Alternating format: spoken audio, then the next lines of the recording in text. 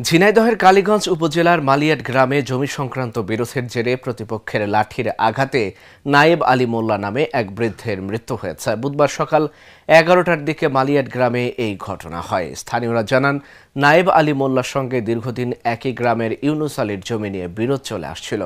বুধবার সকালে মালিয়াট গ্রামে মাঠে জমি নিয়ে বিরোধের জের ধরে উভয় পক্ষ বাকবিতণ্ডায় লিপ্ত হয়। এ সময় ইউনুস আলী ও তার ছেলে আলামিন হোসেন লাঠি দিয়ে নায়েব আলীর মাথায় আঘাত করে।